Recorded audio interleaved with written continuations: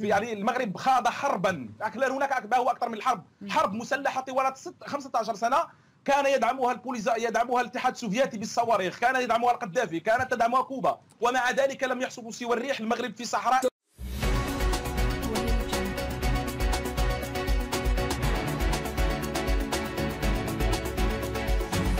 أهلا بكم مشاهدينا إلى النقاش المغاربي، موعدكم الأسبوعي الذي نعود فيه على أبرز القضايا المغاربية خلال الأسبوع. وأبدأ بالترحيب بضيوفي، بداية الدكتور عبد الفتاح نعوم الباحث في العلوم السياسية بمركز المغرب الأقصى للدراسات والأبحاث، ينضم إلينا من الرباط.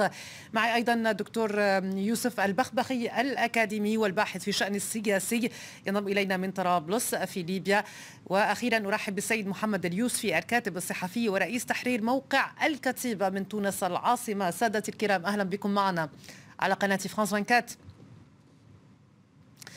نبدأ بالموضوع الأول. مساء الأنوار. هل اقترب اعتراف إسرائيل بسيادة المغرب على الصحراء الغربية؟ سؤال مطروح وبقوة في ظل التطورات والتصريحات الأخيرة، خاصة من قبل رئيس الكنيسة الإسرائيلية الذي زار المغرب، وأيضا مستشار الأمن القومي لبنيامين نتنياهو، والذي أكد أن الموضوع على طاولة البحث بين الحكومتين المغربية والإسرائيلية.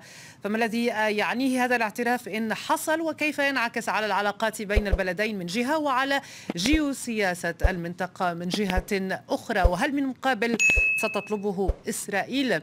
أبدأ معك دكتور عبد الفتاح نعوم في هذا الموضوع. أمير وحنا كان تحدث إلى قناة E24 الإسرائيلية للأخبار، وقال بأن المغرب عليه أن ينتظر أخبار سارة من قبل إسرائيل. ما الذي يحصل في هذا السياق؟ هل اقترب إعلان الاعتراف الإسرائيلي بسيادة المغرب على الصحراء؟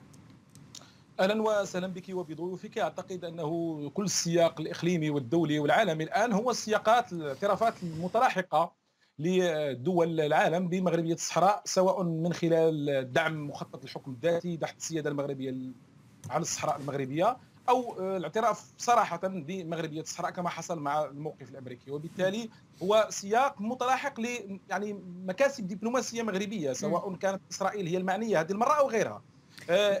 ما المنتظر مع إسرائيل تحديدا؟ هل سيكون اعتراف مماثل لذلك الذي حصل من الولايات المتحدة؟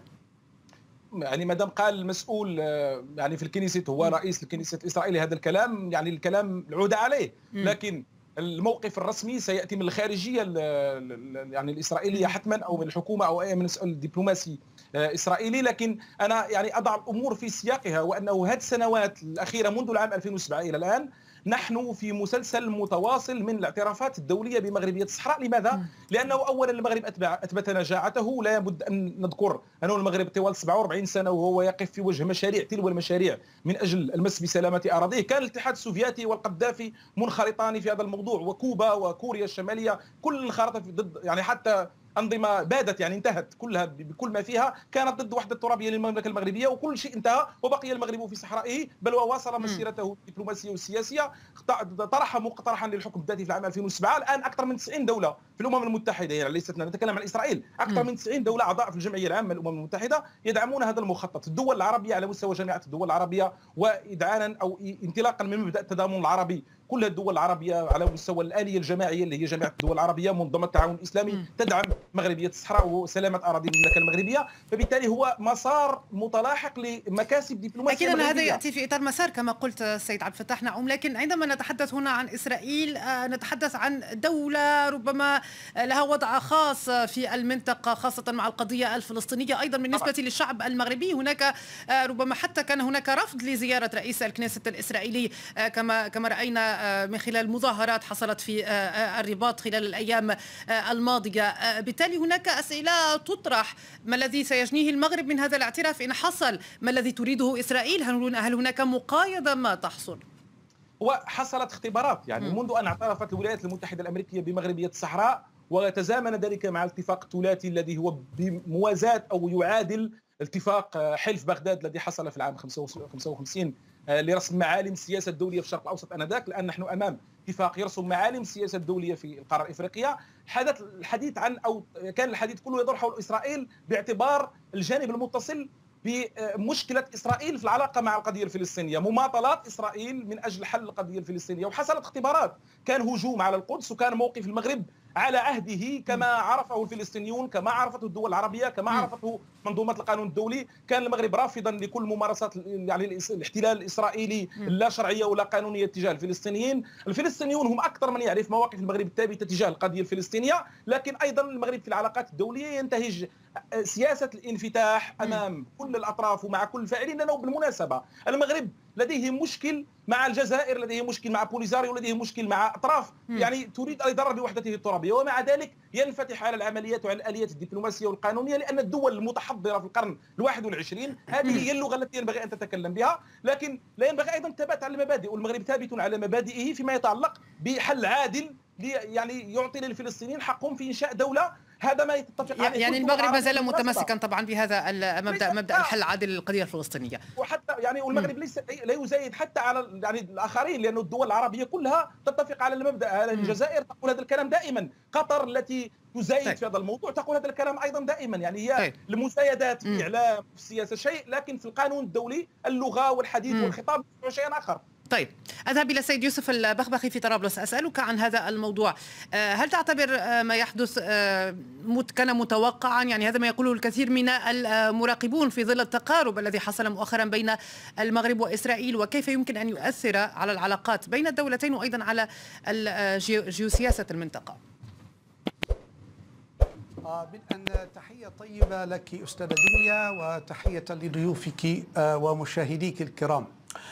بدءا إسرائيل ليست الولايات المتحدة. الولايات المتحدة عندما انخرطت في قضية الاعتراف بمغربية الصحراء لم تنطلق حقيقة من قراءة جيو استراتيجية أمريكية بقدر ما انطلقت من قراءة آنية لإدارة ترامب لتسويق آنذاك ما يسمى بصفقة القرن والاتفاقات الإبراهيمية. ففكرة مغربية الصحراء لدى المنظومة الأوروبية عموما أو المنظومة الغربية لم تنضج بعد. قضية الاعتراف بمغربية الصحراء لن تنضج بعد، وإسرائيل في تقديري تأخذ هذا الأمر بعين الاعتبار. زد على ذلك أن إسرائيل يحكمها مبدأان، وخصوصا في حالة اليمين الحاكم اليوم، اليمين الليكودي هذا، إسرائيل يحكمها مبدأ السلام مقابل السلام، الانفراد بالمسألة الفلسطينية. وهذه القضية الفلسطينية وقضية الاعتراف بإسرائيل داخل المنطقة، اكتساب الاعتراف بها من قبل المنطقة قضية استراتيجية لإسرائيل. ولذلك في تقديري قضية الوعود بالاعتراف بمغربية الصحراء، دكتور يوسف بأن إسرائيل حاليا وحكومة نتنياهو الحالية تهدف إلى شرعنة هذه الحكومة عبر حصد المزيد من الاعتراف؟ بالضبط، يعني هذه قضية الاكتساب والاعتراف واكتساب التمثيل الدبلوماسي والارتقاء بالعلاقات كما ارتقت بعلاقاتها مع دولة الإمارات والبحرين. هي في حاجة إلى اكتساب الاعتراف حتى يتسنى لها الانفراد بالمسألة أو السؤال الفلسطيني. هذا السؤال الذي يعني إسرائيل حاولت بكل السبل إبعاده عن مسألة الحل. نحن نتحدث اليوم عن اتفاق أوسلو عمره اليوم 30 عاما. لا تم الاقتراب من قضية حل سؤال الأرض أو سؤال حق العودة أو سؤال القدس. فبالتالي بالنسبة لها المسألة الفلسطينية ليست طريقا للاعتراف بها، بل أن الاعتراف بها هو المبدأ، ومن ثم يمكن لها معالجة السؤال الفلسطيني كما تراه. اعترافها بالمغرب أو بمغربية الصحراء يأتي في إطار ميكيافيلي أو انتهازي. فبالتالي هذه الوعود في تقديري ليست حديثة. الوعود هذه منذ بداية عودة العلاقات ما بين المغرب وإسرائيل، وهذه الوعود قائمة. وقبل زيارة رئيس الكنيس سبقته زيارة لوزيرة إسرائيلية، وكانت كذلك دعت إلى اعتراف إسرائيل بمغربية الصحراء. فهذه الوعود في حقيقة الأمر أبعد ما تكون عن التحقق طالما أن إسرائيل لم تنجز غرضها من تفضل سيد يوسف. تنجز غرضها نعم، تنجز غرضها الاستراتيجي من هذه العلاقة ألا وهو الاكتساب الاعتراف الكامل كما فعلته الإمارات أو البحرين. فأنا لا أتوقع الكثير حقيقة من هذه الوعود، هي وعود أقرب إلى السراب. والملك المغربي تقدم بطلب منذ بدء هذه العلاقات ودعا الحلفاء القدماء والجدد إلى الاعتراف بمغربية الصحراء، ولكن في تقديري لا زال هذا الأمر بعيدا. زد على ذلك أن المنظومة الأوروبية كما ذكرت والولايات المتحدة ليست جادة في قضية الاعتراف بمغربية الصحراء، بل لا زالت تناور وتسعى حقيقة إلى وصول إلى حل يشمل أطراف النزاع، بمعنى آخر جبهة البوليزاريو، الجزائر، المغرب. ولا أعتقد أن إسرائيل ستتقدم خطوة ما لم تكتسب يعني كل المكتسبات التي تراها وتحقق مبدأ السلام مقابل السلام، ويؤهلها كذلك إلى معالجة المسألة الفلسطينية طبقا لمفردات حزب اليمين أو الليكود الإسرائيلي. نعم. سنذهب إلى السيد محمد اليوسفي ليعطينا رأيه في هذه النقطة. قال السيد يوسف البخبخي بأن إسرائيل ما تريده هو حصد مزيد من الاعتراف في المنطقة العربية بإجراء هكذا خطوة. في المقابل، هل اعتراف إسرائيل بالصحراء بمغربية الصحراء مهم ومهم لهذه الدرجة بالنسبة للمغرب، أم أنه قد لا يجدي نفعا؟ مساء الخير، تحياتي لك دنيا ولكل ضيوفك الكرام ولكل المشاهدات والمشاهدين. طبعا أعتقد أنه ما يسمى بهذا الاعتراف أو هذا الطعم الذي يقدمه هذا الكيان المحتل والغاصب للأراضي الفلسطينية هو مجرد زوبعة في فنجان، لأنه لا معنى له ولن يحل الإشكال في تقديري. مشكل الصحراء مشكل قائم الذات ومشكل حقيقي. طبعا نتفهم ربما موقف الدولة المغربية تعتبر وأنه هذه أراضيها وهي جزء لا يتجزأ من المغرب التاريخي، لكن لا أعتقد أنه بمثل هذه المقاربات سيحل الإشكال مشكل الصحراء، لأنه لا أدري يعني القيادة الإسرائيلية كان يفترض أن تحل مشاكلها الداخلية وأن تفض أمورها الداخلية أفضل من الحديث عن اعتراف لا معنى له بمغربية الصحراء. أعتقد أن هذا الكيان يحاول مزيد التغلغل في المنطقة، في منطقة المغرب العربي. يريد أيضا أكثر تغذية هذا الخلاف المغربي الجزائري، وهو خلاف للأسف غير مقبول وغير معقول. وأعتقد أنه أيضا هناك محاولة لتقديم طعم لمزيد المضي قدما في هذه العملية التطبيعية بين الكيان الصهيوني وبين المملكة المغربية للترفيع في العلاقات الدبلوماسية ولتبيان وأنه من يطبع مع الكيان الصهيوني يجد كل الدعم، خاصة في علاقة بقضايا حارقة وقضايا لم تحسم تاريخيا. لكن الأكيد أنه بالنسبة للمغرب سيد محمد اليوسفي كما قلت قبل قليل، هو أن أي دولة، إسرائيل دولة عضو في الأمم المتحدة، أي دولة تعترف بسيادة المملكة على الصحراء هذا يعتبر ربما شيء إيجابي بالنسبة للمغرب، تعد إضافة.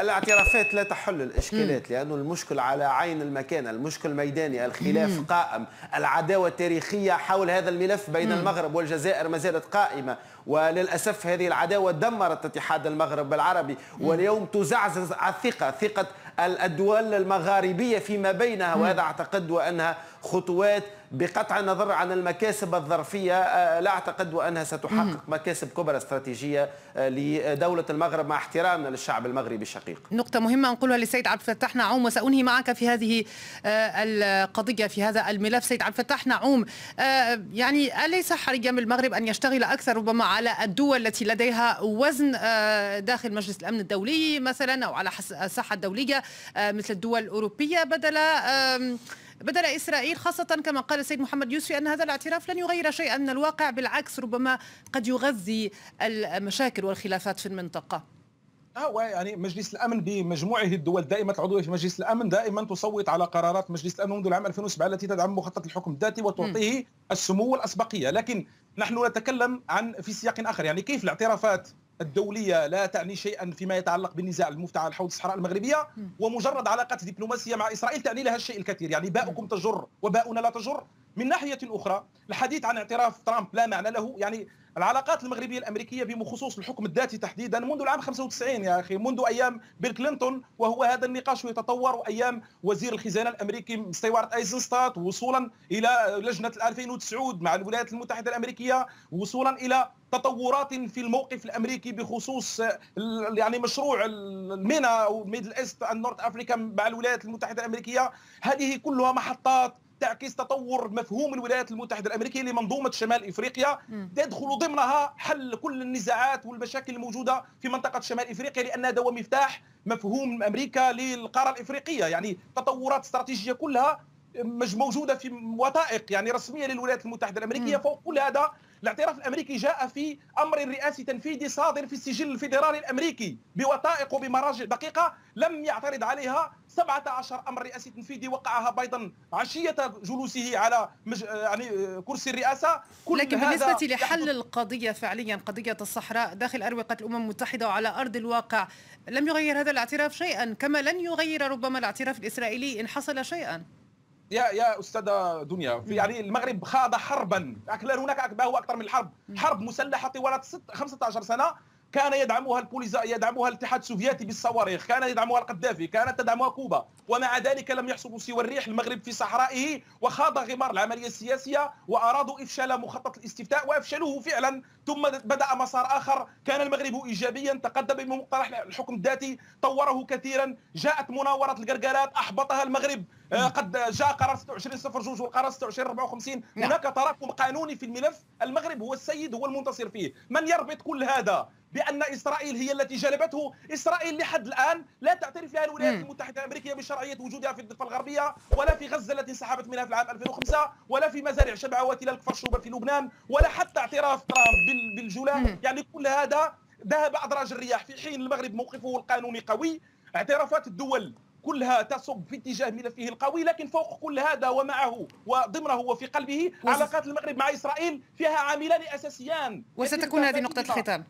العامل الأول هو أنه علاقة المغرب مع إسرائيل فيها بعد إنساني، لديه مليون إنسان يوجدون في إسرائيل يلزمونه باعتبارهم مواطنين مغاربة، وفيها عنصر آخر، الفلسطينيون بمعظمهم بحماس بغزة بفتح بكل الأطراف الفلسطينية يدعمون الثبات المغربي على الموقف الداعم. وهذه نقطة الختام في هذا الملف. شكرا لك عبد الفتاح نعوم.